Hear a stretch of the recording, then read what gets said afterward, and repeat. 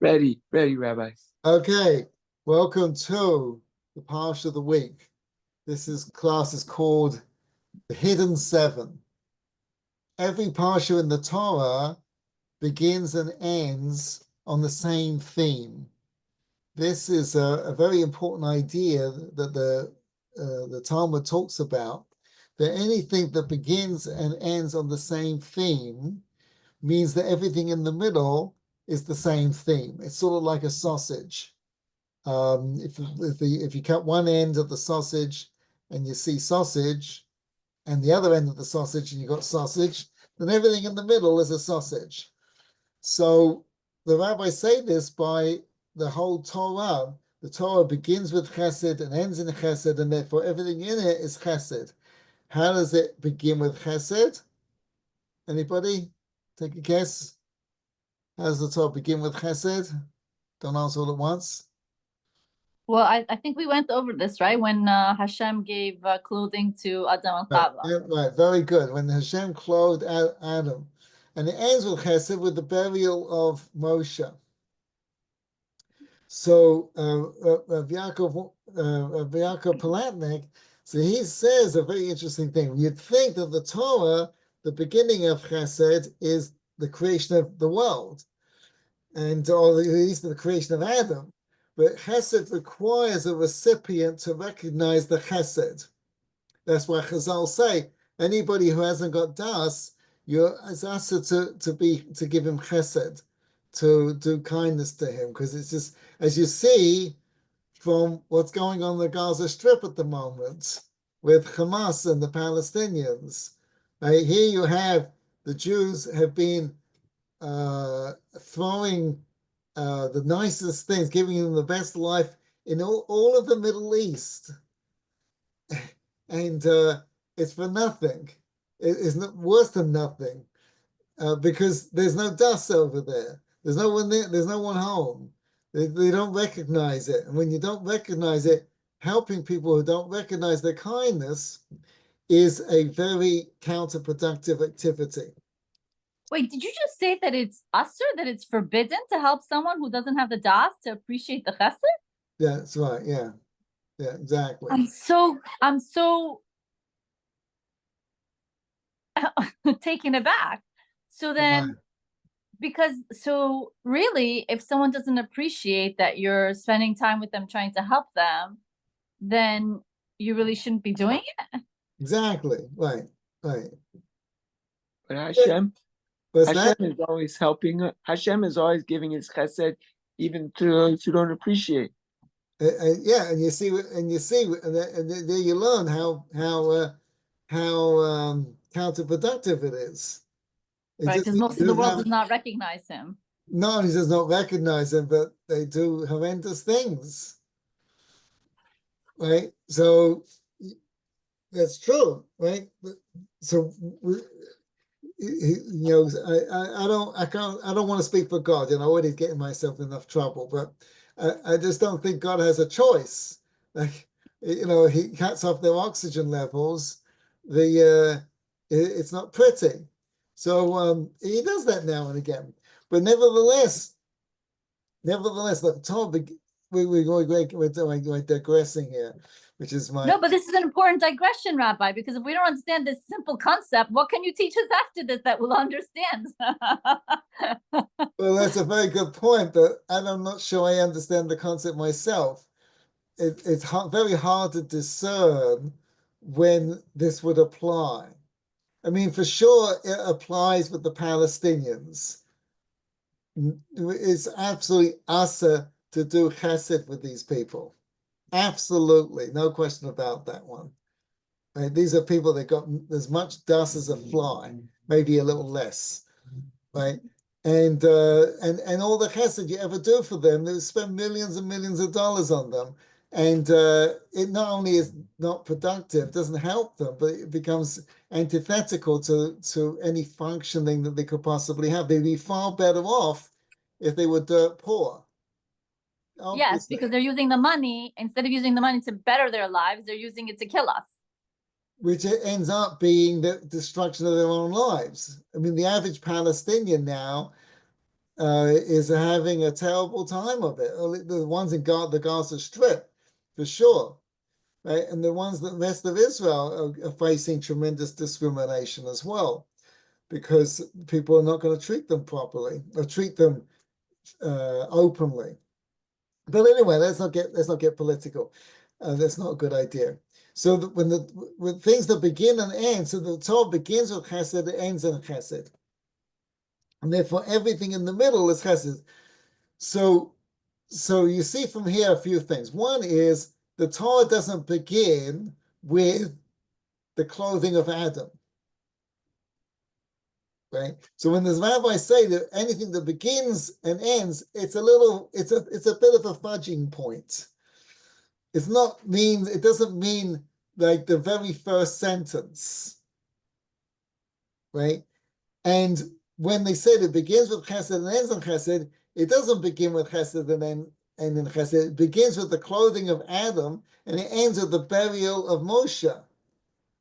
So the Chazal are interpreting those two acts as Chesed, and therefore they're saying that, and legitimately, obviously, that when you understand what is really going on behind the action, then it's the same theme.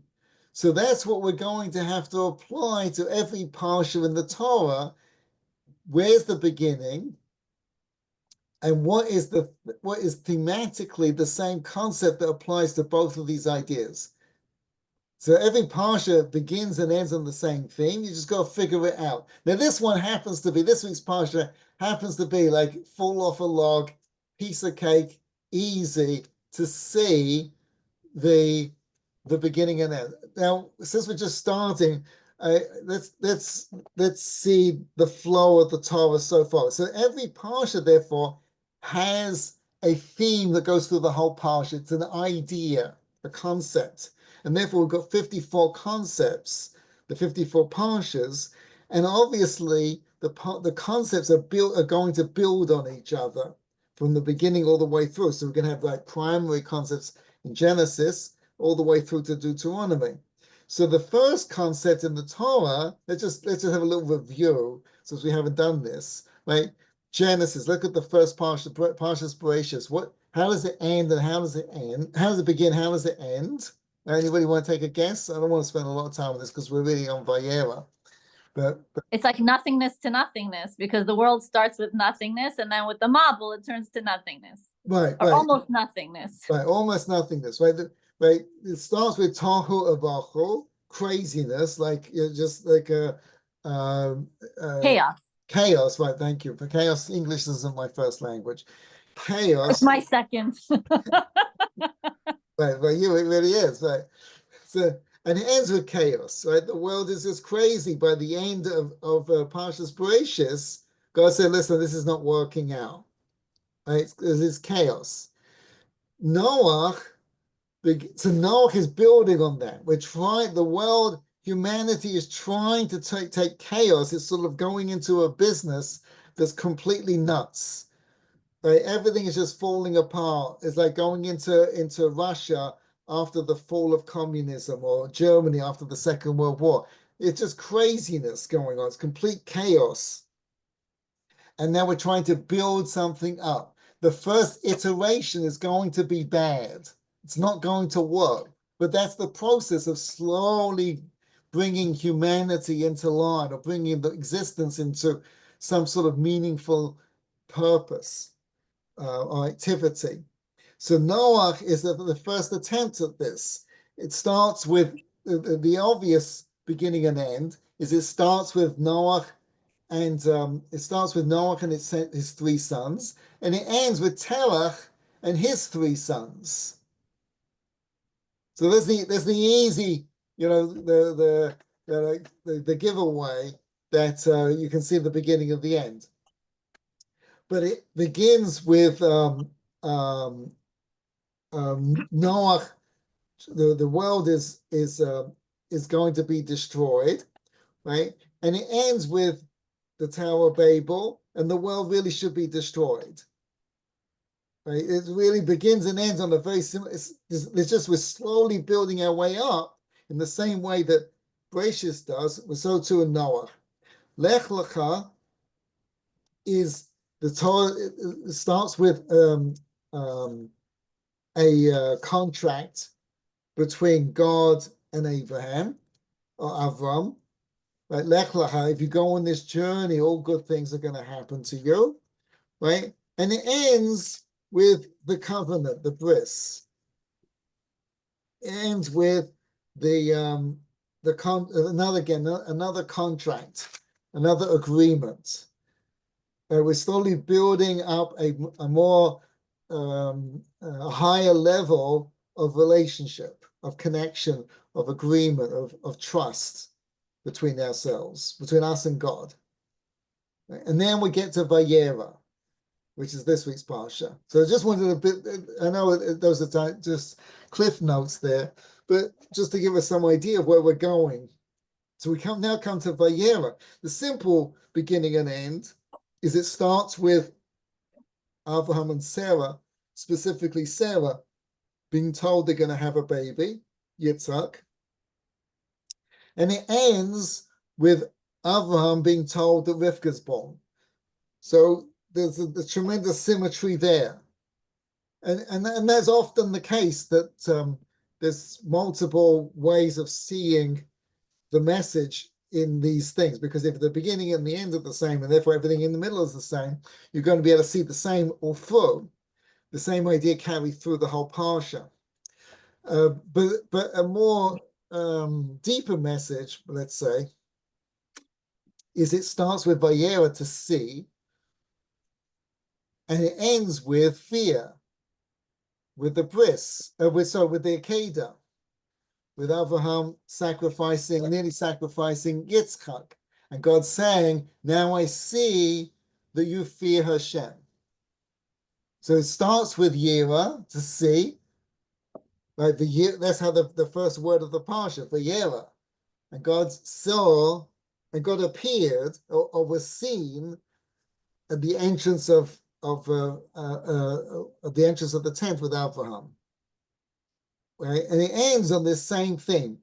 And in fact, if you look through the whole Parsha, and that's also another point we're going to try and do as we go through as we do this class, is each Aliya is going to be a separate idea. And that's going to be a little bit of a trick, because that's not so easy to do. But nevertheless, every Aliya has thematically Yira, to see, which translates as fear, which is synonymous. Rabbi Talmaya points this out. The Yira, to fear in English, it doesn't work. You lose it in the English, but fear really means to be able to see the consequences, or to see the danger at hand. So when you translate into English, you lose that nuance. Okay, so we got the beginning of the end. So somehow this Parsha is all about Yira. And that's obviously a very important thematic concept in Torah that this Parsha is going to really help us on. Because what is the whole Parsha all about when we say Yira? It's really understanding what is our reason to be. What is life all about? See, we talk about fear. You hear it a lot when you learn Torah. You should be afraid and have fear of Hashem and fear of Shemayim and fear. It's a common theme. But what does it really mean? So everybody has a fear, has a concept of what life is all about, and it's that, whatever that happens to be for you, is what you are afraid of. This is what will motivate you. This is what limits you or pushes you, and your whole life is built around that. And so we're going to see 7 layers of how this relates or doesn't, or people who have the wrong concept of what life is all about. But everybody has their thing or lack of thing, and therefore their life is falling about. As a person who doesn't have a clear idea of what life is all about, their reason for being, is going to find life very difficult. Right? And really, when you think about it, it's unfortunate, but people who grow up in abusive homes, this is what they're really lacking. They don't have a sense of what life is all about. They don't have a reason to be. And when you don't have that, it becomes excruciatingly painful to just go through anything. And you see, that's what the modern world is all about. Because they've taken out any sense of ultimate purpose of life, you have people struggling, desperate to find their reason to be. And they latch on to the most crazy ideas because human beings have to have a reason. There has to be something that we wake up in the morning to do. There's got to be some reason I've got to be here. Wait. Let me see if I understand what you just said, because this is a lot of stuff coming at us. Are you saying that people who grow up in abusive homes, the part of the problem is that because they're not viewed as an individual that has a purpose and a mission in this world and treated as like Tzelem Elokim, therefore they never really connect to that idea because they've never been given that perspective? It really, the perspective they have is, I exist for you to like hurt me, basically, to abuse me. Like my purpose here is for your lashing out. It's not just that they exist for someone else to abuse them or hurt them. It's that they've never found anything. They lived in rejection. It's rejection of their self. What's that? It's a rejection of their self, because there is no recognition that you are an individual, a soul that has a mission and a purpose, and you're Tzelem Elokim, right? Right. It's in my book Win, but I researched this guy. I forget his name now. He's a Hungarian guy. I forget. Oh, the chess master guy? The chess master, right. So this guy, it's a fascinating story. Sorry, I can't remember his name. If anyone's desperate to find out, you can email me or text me and I'll look it up. But he in university he studied genius or intelligence, and he claimed that he figured out what makes a genius, right? And so he put a classified ad in the newspaper. Anybody want to marry me will have children and raise them according to this philosophy, this idea. Well, some woman applied. Wow. They got married and they had 3 girls. Seemingly, it seems to be a happy marriage. He doesn't talk much about it. And he proved himself right, that these 3 girls, one of them was the first female grandmaster. It's a very interesting thing, because even though with other sports, physical prowess is definitely an advantage, like tennis or running or something like that, basketball, baseball, and therefore you need women and men, despite what all the these woke people say. But when it comes to chess, there's no there's no men, nothing personal. Women are often smarter than men. Don't tell my wife that. But so there's no reason, but nevertheless, it's very male dominated. Right? All the grandmasters are men. So she was the first ever female grandmaster, his daughter. His other daughters are also very proficient in chess. And he said the secret is you have to let the child find the thing. And he studied like Chopin and other great so-called geniuses. He says there's no such thing as natural genius. He says what you have to do is each of these kids, if you study their history, you'll find that they latched onto something early in their childhood, and the parents encouraged it, and they allowed them to be completely maniac on this one thing. So Chopin is music 24/7, and that's what a lot of these people who become successful in it, right? Whether it's Isaac Perlman or anyone, they're just music, right? So in his case, it was chess, and his daughters found chess and they just like, that was it, 24/7. And he totally encouraged it. And they became these great chess masters. One of them actually lives in New York. Again, I forget her name. But the point is, you see, abuse is a denial of the child or anybody. It's all about me, not about you. The antithesis is to raise a child to find themselves. And the belief that every human being is a creation meant to fulfill a purpose unique to them. Something I talk about in my other book is that each child, each person is a puzzle piece in the universe, and no two pieces are the same. But that doesn't mean that you're supposed to be another lawyer. It may be, but each person is meant to fulfill a purpose in life that no one else can fulfill. That you're not going to be like somebody else, and that's why I hate all these I don't know, you can be anything, you can be messaging that's going on, meaning you can be the next president of the United States, or you can be the next tennis champion, or you can be, right? And what's wrong with being the next, a mother, or the next father, or the next, it doesn't have to be someone that gains the headlines in the newspapers. Stop being so boring, Rabbi Bars. That's exactly what they're telling us. That's boring. Right. It's not meaningful, but it's the exact opposite. Right, exactly. Right? Just because you're the president doesn't mean much.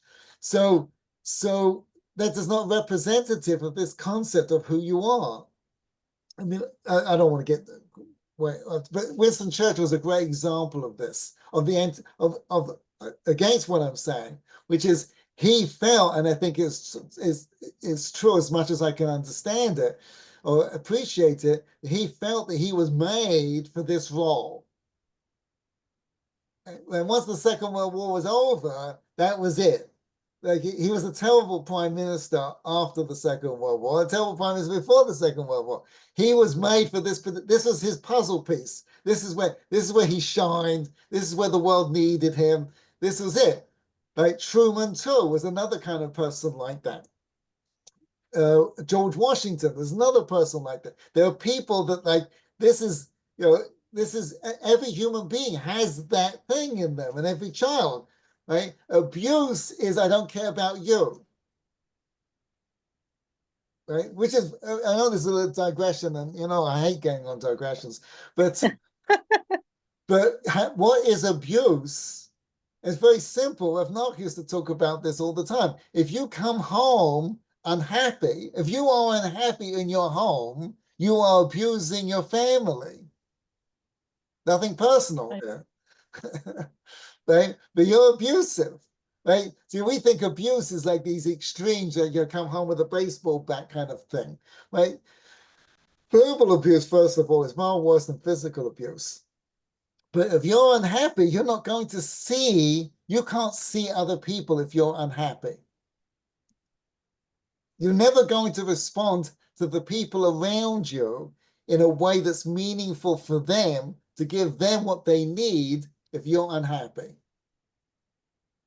So you've got to recognize that if you're miserable, you're being abusive. You might not know where that is. You won't be able to see it in any way, but you are. Right? It's sorry to be so difficult, so tough there. Okay, so let's move along, because we're not going to get through this in an hour, and I don't want to go over an hour because I've got to get my beauty sleep tonight. So I'm way behind. So sorry. That's funny. I understand. So anyway, so the first Aliya, now this is very powerful. The first Aliya is really the whole Parsha. Avraham is sitting in the tent in the entrance of his tent, trying to get guests. Well, I'm not going to go through the parts of the Parsha that everybody knows. And he sees these three strangers. He runs to them, right? I wanted to focus on something that's always bothered me. Rachel, oh, well, good to see you. Thanks for joining us, Rachel.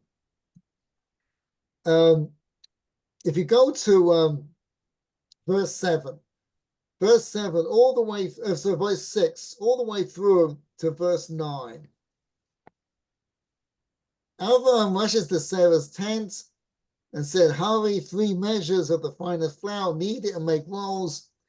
Avraham ran to the cattle and he chose a 10th choice calf, right? And then verse 8, he fetched some cheese and some milk and placed it before them. What is all that doing there?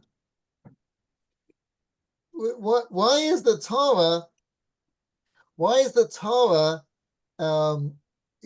bothering to tell us all the details of making a dinner?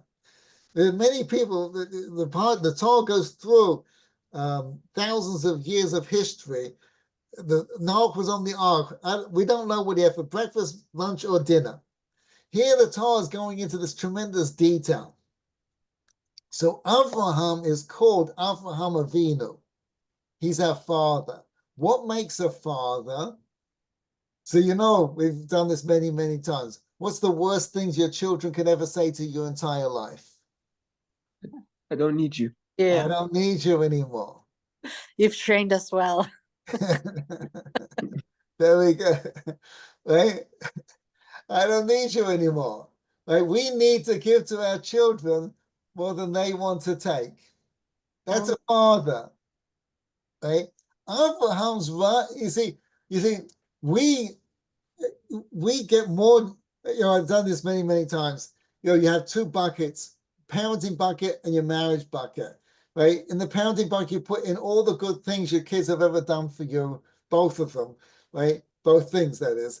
And in the marriage bucket, you put in all the things your spouse has ever done for you. It's overflowing. And the parenting bucket's got hardly anything in it. How come we have such undying devotion and joy and pleasure out of our children? Because we want to give to them. I have this nice bookmark. Gave me. Exactly, right? It's totally worth it. That makes up for all the throw up and all the wet beds and all the tantrums and all of it. Just a little bookmark. I use it. I use it when I'm driving. What? I do. It's in my chumash. It's in my chumash that I take in the Bentley that my husband bought for me. What a waste of money that was. I know. He specifically got in the color that I like. But, it's just a Bentley. It's the bookmark that really counts. The spouses give us the children. Right? You understand? But it's the bookmark that really gets our heart. Right? So you see, the Almighty wants to give us a life full of pleasure, of enjoying life. Right? But unfortunately, very unfortunately, I have had the tragic experience of knowing parents who did not want to give to their children more than their children wanted to take. And it's very tragic. And they felt their children just a pain in the neck. Another thing. They looked at them like many people think of their spouses. It's possible to do that. The Almighty wants to give us more and more pleasure. But we don't want to. The only way to have the pleasure of the experience of other people is in this method. The same way we look at our children, to look at other people. Who did that? Abraham. Where do you see that? Right here with the food. That's it. He's one. Oh, look, the grandkids are here. Is it? You see, if you take out 3 strangers and you say 3 grandchildren, it all makes sense. The grandkids just showed up. Right? They're just visiting from Eretz Israel. They just landed. Oh, quick, run to the airport. I made you special dinner. I was up all night. Went to the market. Killed 3 cows just for you. Right? Because I know you like meat. No, we're vegetarians now. Oh. You understand? You replace 3 strangers with three grandchildren. It's not the Parsha makes total sense, right? Abraham saw three strangers, like we see three grandchildren. He was Avinu.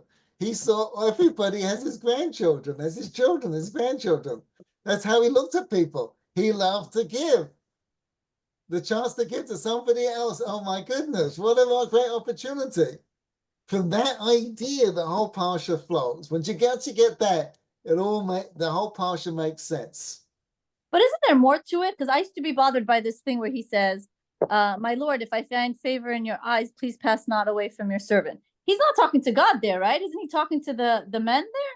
Yes, but to the men. Well, he thinks right. of So the to men. me, that seems like a bigger thing because that's not common. That's not the way they used to speak to each other, was it? They bowed down to each other and say, my Lord. What do you mean? In other words, like Abraham is known by now, right? Like after everything that's been happening with Avimelech and Paro and everything, right? He's known as a prince of God. So he's pretty high up in the socio-economic rung or ladder or whatever word you want to use here. And here he is, who's like one of the most well-known people, bowing down to a bunch of strangers and calling them my Lord. And like he's sort of lifting them up emotionally. Right. So, is that a question? No, I'm saying that he's doing more than just feeding them. He's also helping them, like he's like building them up emotionally. 100%. Right, because he recognizes it probably from experience that people don't know how to relate to this kind of, someone who loves you so much, someone who wants to help you so much. They're not used to it, as we see today. Right. So that's the first Aliya. Now, how does that tie into the second Aliya? Now, the second Aliya is very interesting because the Chazal say, now I expect that when you in this class that you already know the Parsha. I don't want to go through the basics, just reading the Parsha. I assume that everybody understands what's going on in the Parsha.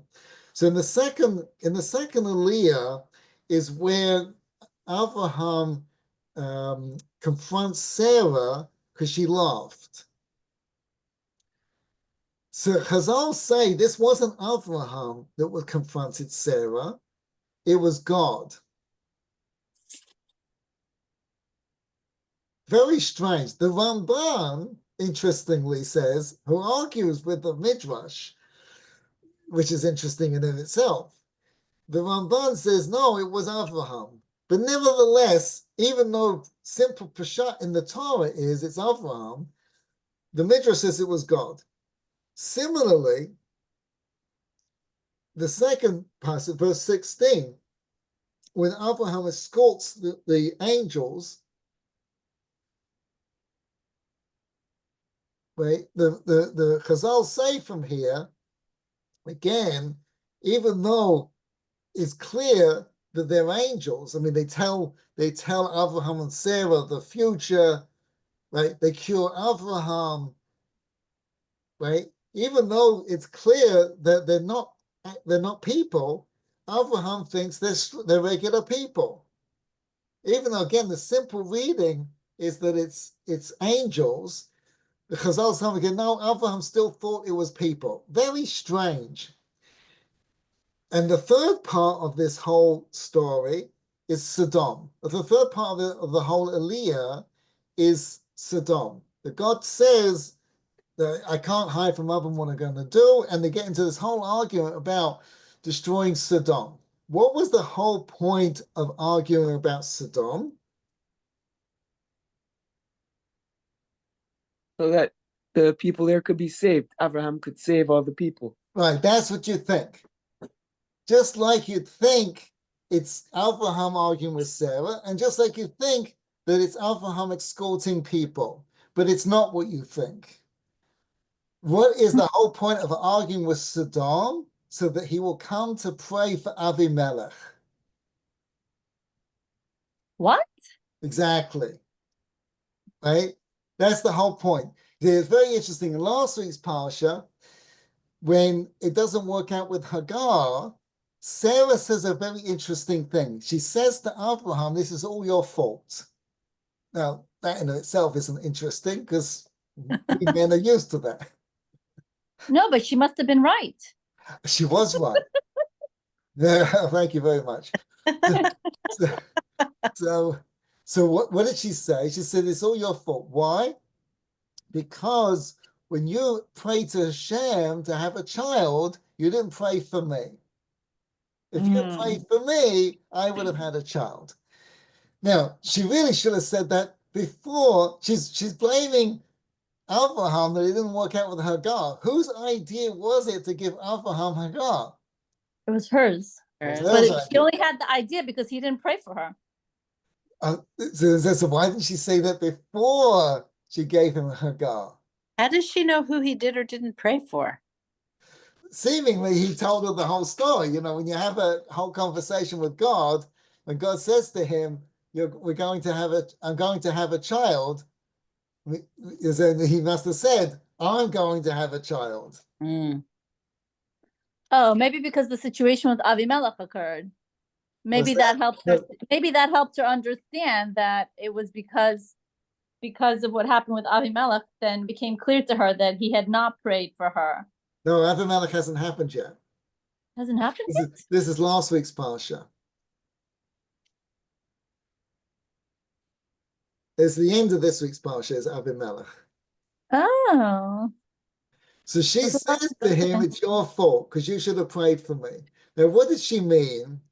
So you see, when God said to Abraham, you're going to have a child, there are only two possible ways that's going to happen. Oh. What's that?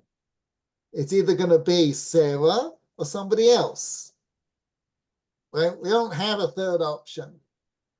So Sarah says, if it's going to be, it's not going to be me because I'm barren. It must be somebody else. Right? Who's that somebody else? There is no better candidate than Hagar. Right? She's a phenomenal person. She leaves Pharaoh's palace. She's a princess to be a handmaid in Abraham's. Right? She's no small person. She's a phenomenal character. So she said, you couldn't get a better person than Hagar, and she's not up for the position. She's not up for it. So if it's not going to be Hagar, who is it going to be? It has to be me. Why isn't it me? Because you didn't pray for me. If you prayed for me, it would have been me. In other words, after you've made your hashtadlus, if the only thing that's missing is tefillah. If you've made your hashtadlus, it's not working, and it's the right hashtadlus, it's the right effort, and it's not working, the only thing that's missing is your prayer. So she said, the only thing missing is prayer. And she's right. But it wasn't her prayer that's missing. It wasn't Abraham's prayer that was missing for her. It was Abraham's prayer missing for Avimelech. At the end of this week's Parsha, why did they have a child? Because Abraham prayed for Avimelech. You follow? This is confusing because he's being told now, before Avimelech, that he's going to have a child. Say that again? Isn't he being told now, before the situation with Avimelech, that he's going to be having a child? That happens at the beginning of the Parsha. In fact, it happens at the end of last week's Parsha. Right. So what difference, like, why would he need to have prayer if God already said, listen, you're going to have a kid? No, see, when God says you're going to have a child, just like he says you're going to be rich in the beginning, and just like he says you're going to be famous, it means you've got to do something. This is, you're being put on a program, just like, Warren Buffett would call you up and say, to his grandchildren, I'm going to make you rich. What he means is I'm going to take you into the business. Right? So when God says to Abraham, you're going to have a child, he means there are things you're going to have to do, but you're going to do. We're very close to the end here. Right? Oh, I get it now. So now what's going to happen is he has to pray for Avimelech. But to pray for Avimelech, he's got to pray for Sodom. Why? Because they're both evil? No. Well, yeah, you're not far off. That's very good.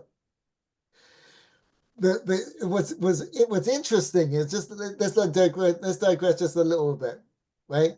What brings the destruction of Sodom is their own poor midot.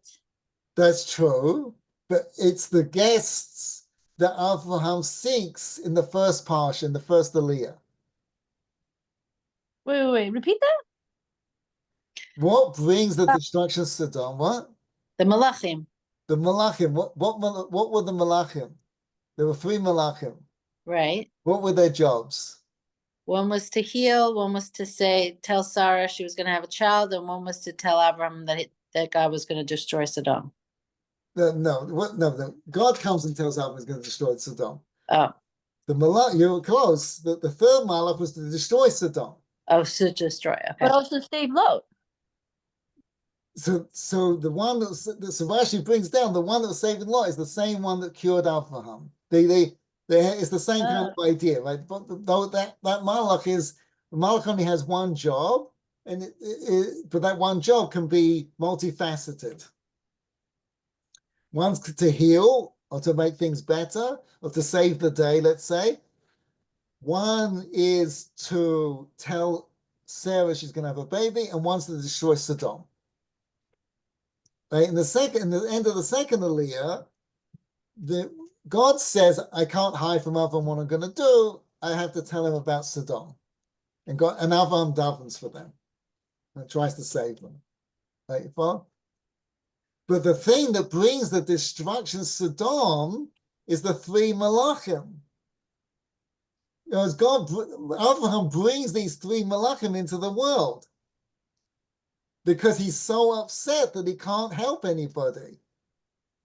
So you're saying because he has desire to do hachnasas orchem, he brings these angels into being, so to speak, and Sodom is the very antithesis of what he himself is trying to bring into the world.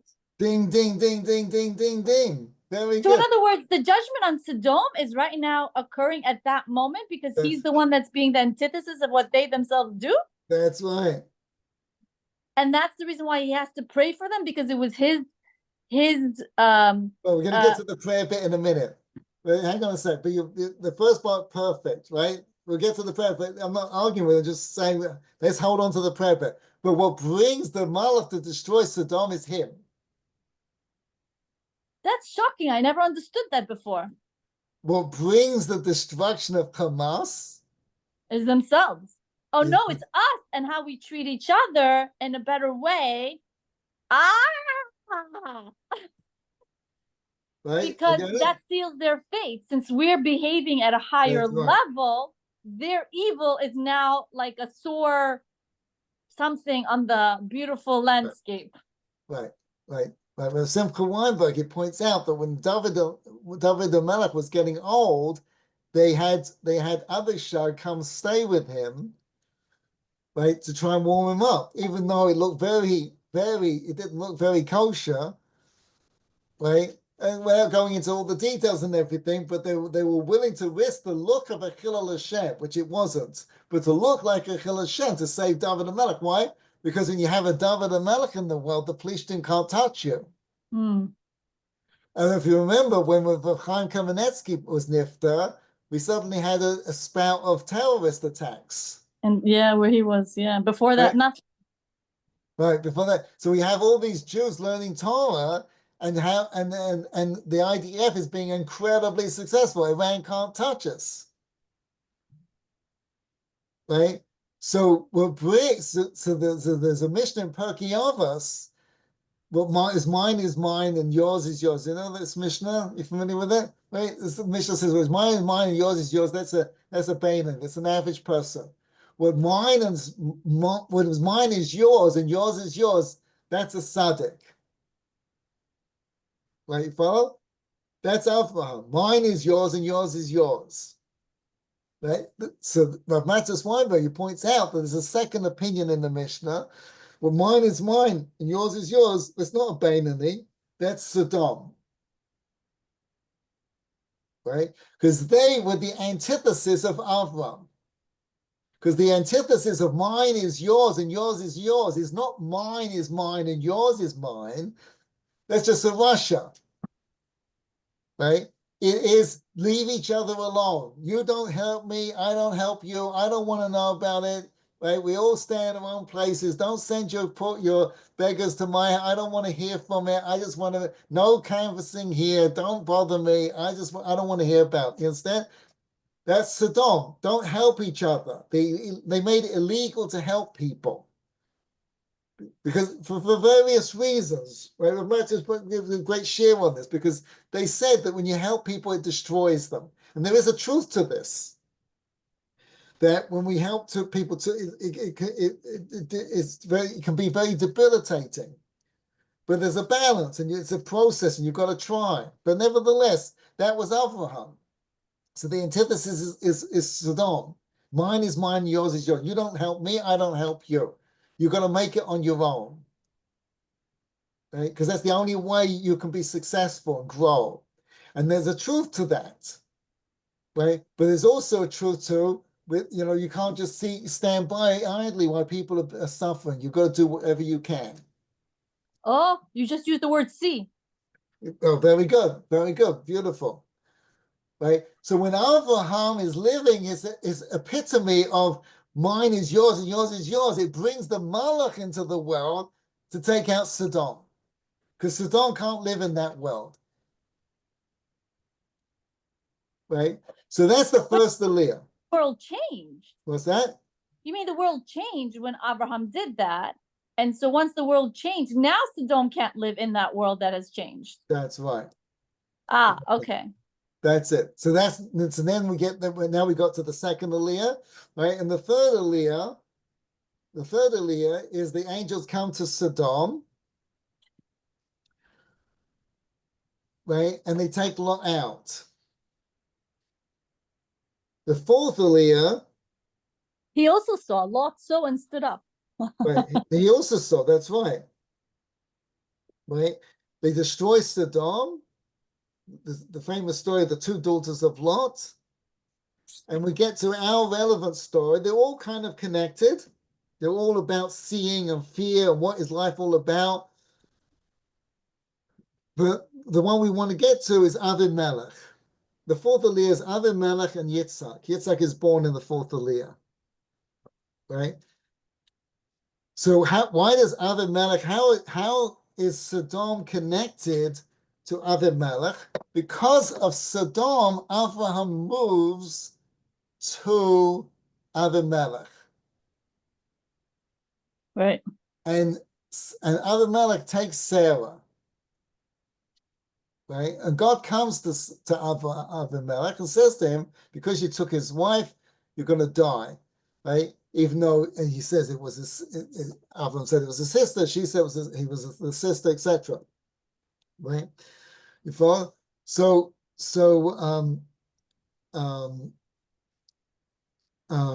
God punished him by closing up every orifice there was. And Avraham davens for Avimelech. And Chazal say that when you daven for somebody who has the same issue that you have, you get answered first. Right? Follow? Now, a lot of people, I think, misunderstand this concept. It doesn't mean that you add them to your tefillah list. It's sort of like you're on the Titanic and there's only one spot left on the boat. Who's going to get it, me or you? Me. I know nobody else is willing to say that. Right. No, you're right. Right? Yeah, your life comes first. Right? Well, that's tefillah. You're standing in front of the Almighty. When you're standing in front of the Almighty, you've got to have the attitude that you've never been here before and you're never going to get another chance again. We are spoiled, aren't we? Because we're every day we get to be in front of him and ask him stuff. So it's Right. So if I don't get it today, I'm going to get it tomorrow. Right. Right. You see, when Rachel couldn't have children, so she goes to Yaakov and she says, "Why don't you do like your father did?" What did his father do? Yitzchak. Don't answer all at once. Oh, going to having Chagar. No, Yitzchak. Yitzchak. Wait, What what did was it? Yitzchak do? He davened for Rivka. He davened for Rivka. Even though they both davened, but the Torah says he davened for her, because his prayers were greater, which is when we get there, we'll talk about it. Right, you understand? So she says to him, why don't you do what Yitzchak, your father, did? He davened for Rivka, and she had children. I can't have children, so you daven for me. So the Midrash says, what did he say back? I'm not like my father. My father didn't have any other children, but I do. From where? It's not my problem. I'm fine. Oy vey. Mm. And this was his beloved that he spoke to like this? What did you say? Sorry, what did you say? I said this was his beloved that he spoke to like this? Sorry, Janelle. Obviously not. So, what was he saying? He was saying that when you're asking God for something, you're gonna ask like you're desperate. What's that? You gotta ask with 100%, not 97. That's it. Right? You understand? Yeah, God knows whether you really want it or not. Right? No, I'd like a Bentley. You're gonna really need a Bentley. I'm desperate. You understand? Right? So that's what he was saying. My father was desperate. He didn't have it. Right? I'm not desperate. I mean, I feel bad. Don't get me wrong. I would love to have. I'm sure he was davening for Rocco. Right? No question about it. Right? But he didn't. He couldn't put into it what was necessary. That commitment, because he wasn't. You can't fake it. Right? So when Avraham davens for Avimelech, it's going to be Avimelech in front of him. Now, how do you do that? Imagine for a minute, right? Imagine for a minute, God forbid, right? Gang takes you away, right? And your husband, thank God, we'll talk about somebody else, right? And rescues you, and they're in prison, this gang, and they ask for your help. What do you say, guys? Rot in prison. I'm with you. How do you daven for Avimelech? You understand? How does he do it? Like, what's the reason behind him doing it? Sodom. That's why What do we you need mean Sodom? Sodom got destroyed. I understand that, but who davens for Sodom? He does. And what's Sodom like? Sodom is horrible also. As bad as Avimelech? Oh, that's a good question. No, not as bad. Really? Wait, who's worse, do you think? Avimelech. The dome is worse. Sodom's worse. You see, we all daven for Sodom because it's theoretical. Yeah, but the king of Sodom didn't have his wife. That's more distant. That's exactly the point, right? Is that everybody's a liberal to the old joke? Everyone's a liberal till they get mugged. You follow? So Abraham's going to daven for Sodom. He's not davening for them like the liberals are, in Israel. In Israel now, everybody is a hawk. Is a what? Is a hawk, a right winger.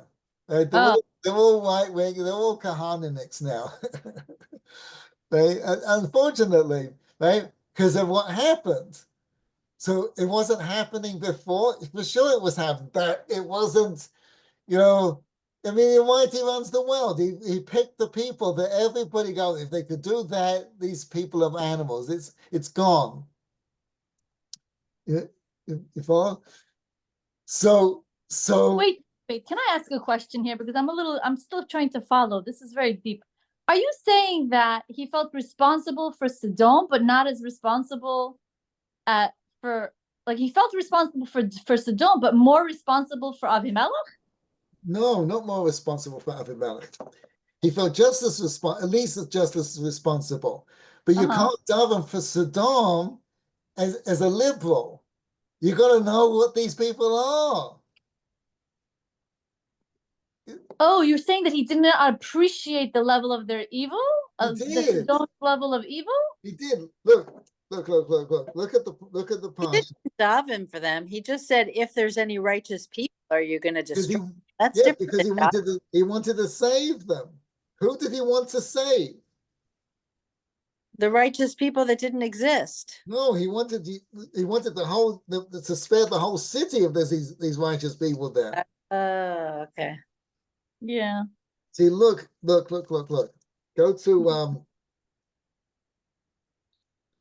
Go to chapter 20, verse 7. Now return the man's wife, for he is a prophet. He will pray for you and you will live. Right? But if you do not return her, you can be sure that you will die, you and all that is yours. Avimelech got born in the morning. Verse 9, Avimelech summoned Abraham. How can you do this thing? Right? Abraham blind, etc., etc. Right?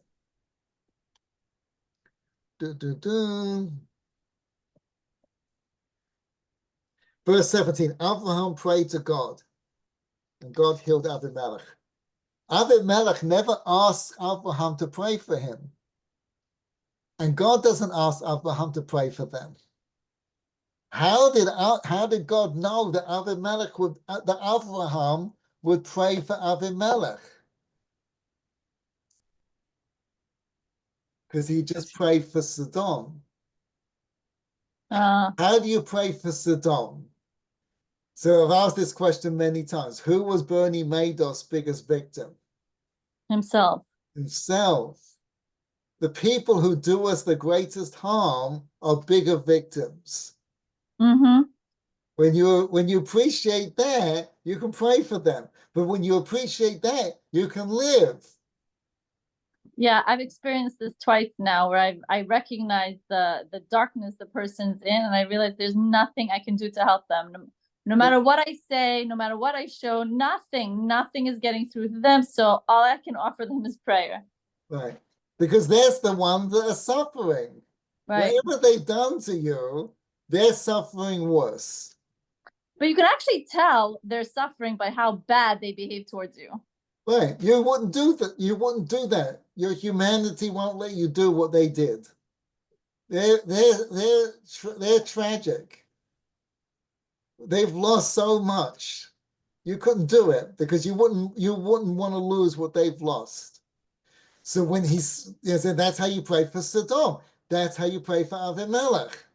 These poor people, look at what he does. That's the culmination. And for that, then he gets Yitzchak. The Almighty, that's what's missing. He has to achieve this level of understanding of humanity. The love of humanity brings him to this point that they can bring a Yitzchak, because a Yitzchak has to be born from this kind of prayer.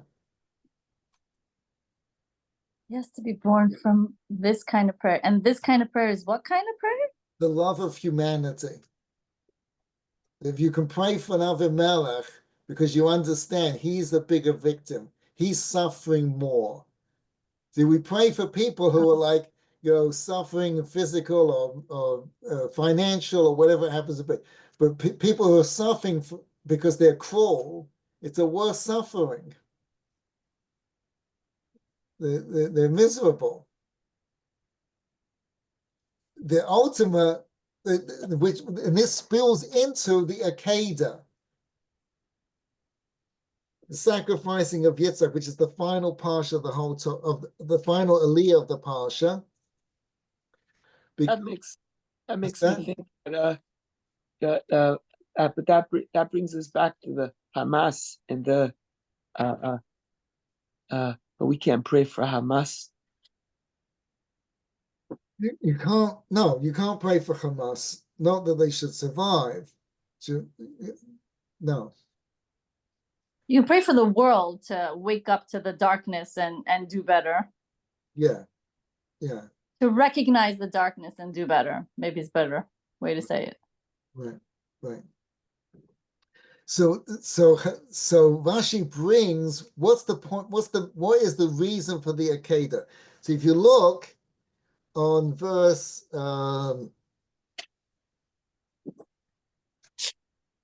verse 2, chapter 20, verse 22, verse 2. V'yomer, and God said to Avram, Kach na, please take. One of the very rare times you ever see God use the word please. God doesn't say please. It's not because he's the big guy in the sky. It's because everything he asks us to do is for us. Please means you're doing something for him. So Rashi brings the midrash that says, Eina el lashon bakasha. Whenever the word na is used, it's only a request. Amallah, God says to him, Bakasha mimcha, I request from you. Amad li bazan, stand up in this test. Shalom yamru hishona slo hayabehem mamash. So that the whole world will understand that all the previous tests were real. What? Exactly. Why don't they understand that the previous tests were Why real? don't they understand the previous tests are real? Right? Because all those other ones were really for him. He benefited from them. And in this one, he's not going to benefit because his legacy supposedly would go out the window. So it's a very interesting, you're 100%. So you see, very good. So you see that when a non-Jew brings a korban in the base of Mikdash, he is only allowed to bring an olah. It has to be completely burned up. When a Jew brings, the Kohen eats, he eats, his family eats. A Goy is not allowed to do that because they don't understand how you can benefit and it also be in the service of God. It'll be a meaningful activity. This concept is the bane of every rabbi's existence in Chutz La'aretz, because everyone thinks a rabbi is supposed to live in abject poverty. As someone told me very early on in my career, never have a nicer suit than the richest man in the shul. Oy. Right? Because everyone looking at, well, what's going on here, right? Because you're supposed to be, live in abject poverty, right? It's a big problem because it comes from the non-Jews. Right? As Rav Noah used to say, if you live amongst the non-Jews, if you live in an insane asylum long enough, you'll start talking to the snakes crawling up the walls. So they don't understand how this is you did it for the right reason if you get any benefit out, as you just said, Zita. What's the Akedah, where they all recognize the Jews are doing it for the right reasons, the Jews are on the right path? The Holocaust. The Holocaust told the whole world, we're it. It sent a message. Everything else that we do for them, that we've done for them, all the non-profits and all the institutions and all the medicines and everything that the Jews have benefited the world, that they don't have any sense that the Jews have the right attitude, and even though the Jews we think we're teaching the world, and you see this in Israel. Despite the fact that Israel does all these things, they send over planes when there's earthquakes and all these things, right? Because in all of these things, the Jews we get some sort of benefit out of it. There's something good that comes out of it. There's some aspect of it that we also, it's not completely 100% sacrifice, like the Holocaust and like the Akedah. So when Abraham does that, they all recognize that everything the Jews do is on the right path. It's only the Holocaust that gives Israel the pro-Israel sentiment that the world has is only because of the Holocaust. Without that, Israel would be nothing. They wouldn't recognize anything. That's the Akedah. You look confused. Yes. Which bit am I? Let me paraphrase and see if I'm understanding what you're saying. Go ahead. The non-Jewish world thinks that the Jewish world is only doing what benefits them and not what's good for humanity. And the only reason it would look like what the Jews was doing was good is if they actually had to suffer for it. And that's the example of the Holocaust. Right. The Holocaust is what legitimizes everything that we do. Why does the Holocaust legitimize everything that we do? What is the Holocaust in their minds? What does that mean to them in the non-Jewish world? Because because of the nature of what the Holocaust was, and that afterwards we still hold on to being Jewish. That meant that we're committed to who we are. Oh, now I understand. Okay. Now it makes sense what you're saying. Okay. Whereas all the other things that we do does not, there is a touch, every Jew, even though he doesn't articulate it, every Jew in doing a service for humanity feels that he is, I remember this, I got into an argument, it was a big mistake on my part, I mention my sins now. I got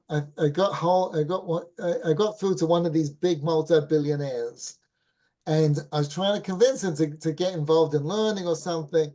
And he said, well, what's wrong with what I'm doing? I said, you don't give to any Jewish causes. And he got very upset with me. And he said, no, when I give to whatever these things that he gives to, which is, I think, is silly, but nevertheless, he says it's showing the world, the Jews care about the world. We're being ambassadors to the world. And he's a very secular guy, nice guy, right? But he gets to as an example. I don't want to give it because you'll know who he is, but to the opera house or whatever it happens to be, right?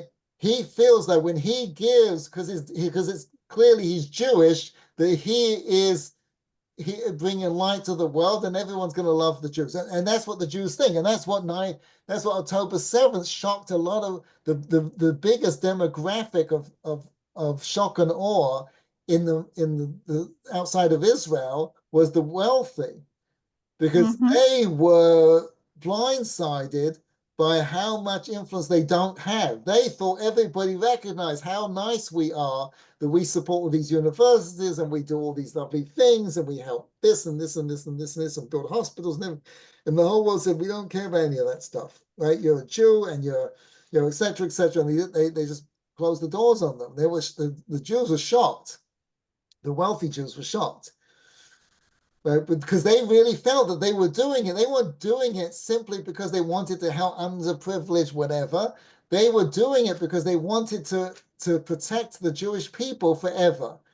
There's not going to be a Holocaust here because they see how beneficial Jews are to the world, right?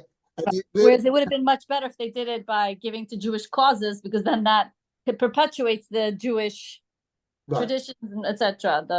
That's exactly right. Right. But what gives the Jewish people legitimacy in the causes that we do have is the Holocaust. That's what the Akedah is.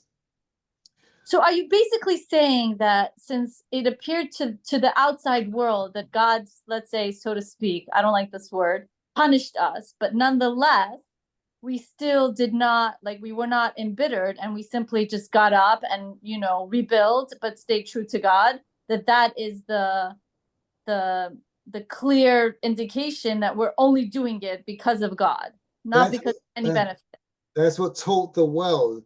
There's a meaningful reason for us why we had to go through it, but in terms of the relevance to our mission and the mission to the lessons of the world, what gives us legitimacy in the eyes of the world is the Holocaust, the same way the Akedah does for the Jewish people too, but specifically here with Avraham, right? And therefore Sorry. And therefore it starts with the guests at the beginning, what is our reason for being? What are we here for? What is our purpose in life? Right? What is your reason? What is the thing that you fear? That you want to make a difference in the world? You want to give more than you want to take. You want humanity to grow and be happy and be fulfilled, which ultimately leads to the Akedah. That's this idea to see our mission, to see what life is all about. That is the theme of the Parsha. We're good? So the Akedah shows what we're all about. The Akedah teaches that idea of what we're all about. Right, that's right. It's not about me. In other words, when you have guests over, there's some part that could be interpreted and sometimes is that you're doing it because you get something out of it. And it's in a similar way, Rav Noah used to say all the time that secretly your children think that the reason you want them to do their homework is because you get a break in taxes if they get good grades. There's a smidgen of like, yeah, there's got to be some reason why they're doing this. So right? even October 7th, because after October 7th, the Jewish world became even closer to God, even that is an indication to the outside world. Yes. That's that right. we're not just doing it because we're getting something out of it. It's because we have a relationship with God and we're trying to bring God more into the world. Right. It also taught the Jews that you're not going to get there by supporting the opera. It's not gonna. It doesn't do anything.